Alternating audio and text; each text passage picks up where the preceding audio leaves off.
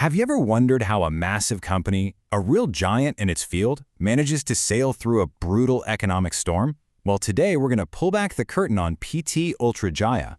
We're not guessing here, we're diving straight into their official reports to see the exact playbook they used. And believe me, it's a story of not just surviving, but actually thriving. Let's get right into it.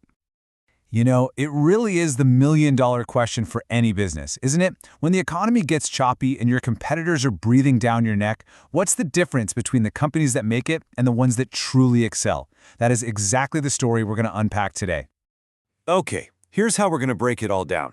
First, we'll set the stage with the tough climate they were up against. Then, we'll get into their actual game plan. After that, we'll see if it worked by looking at the results, explore the foundation that made it all possible, and finally, take a peek at what they're doing next. All right, first up, the challenging climate. Because look, you can't really appreciate the win if you don't understand just how tough the fight was. If you read their reports from this time, two big problems jump out again and again. First, the whole world's economy was slowing down. And second, the competition right there in their backyard was getting absolutely fierce. So let's be clear, this was not an easy time to be in business. And hey, don't just take my word for it. This is straight from their 2021 annual report. They literally called the year still difficult and said the pandemic was a significant obstacle. That right there tells you everything. They knew they were in for a serious battle. So, what was their plan? And that leads us perfectly into Section 2, their strategic blueprint. This is where we get into the real nuts and bolts of how they plan to win that battle. This is so important. What we see in the reports is that they weren't just playing defense, reacting to problems as they came up. No, they had a deliberate, forward-thinking strategy, a real blueprint designed to come out of this storm even stronger than they went in. And here it is, their four-part plan. It's actually pretty brilliant in its simplicity. 1, get your products to more people. 2, make more stuff to meet that demand. 3, keep creating new things people actually want to buy. And 4, the really crucial part, make sure you have all the raw materials you need so the whole system doesn't grind to a halt. It's a powerful, all-encompassing strategy. Okay, so that all sounds great on a slide, right? But here's the real question. Did any of it actually work? Let's jump into Section 3 and look at the results. The numbers really do speak for themselves. Just look at this chart. In 2021, their net sales were at 6.6 trillion rupiah. Fast forward just 2 years to 2023, and that number jumps to 8.3 trillion. We're talking about a leap of more than 25%, all during a really tough economic period. That's not just surviving, that is some serious growth. And it's not just us looking at the numbers and saying, wow, the people at the very top of the company saw it too. This quote from their own board says the leadership team performed exceptionally well. I mean, you can't get a better report card than that. Now, this brings us to a topic that a lot of people find kind of boring, but I promise you it's the absolute secret weapon behind their success, the governance foundation. This is the how it all held together.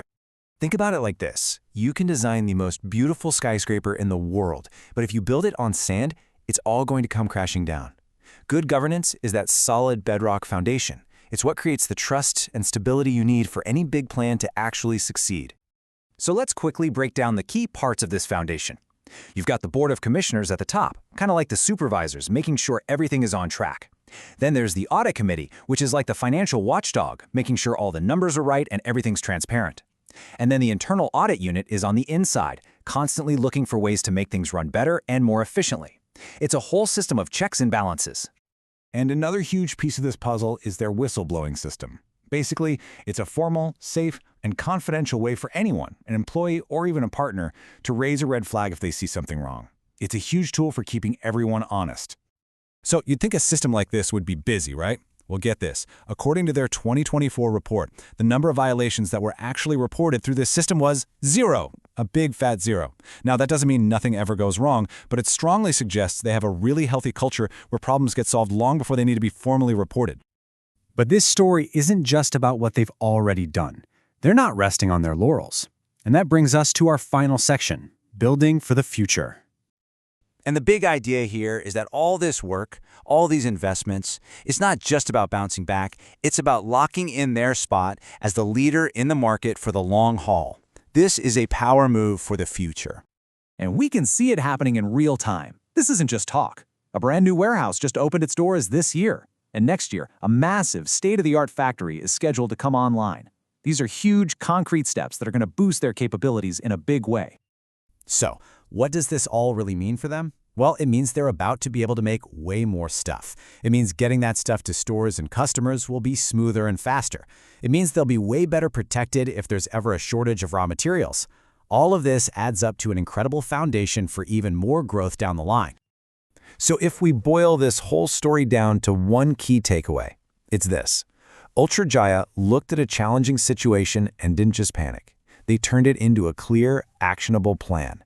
And by building that plan on a super strong foundation of good governance, they basically created a powerful engine for growth that's built to last. And that leaves us with one last, really exciting question to think about. With this massive new factory and all this extra capacity about to be unleashed, what are they going to do with it? Are they going to flood the market with new products, push into new countries, or just completely change the game for their competitors? Whatever happens, their next chapter is going to be fascinating to watch.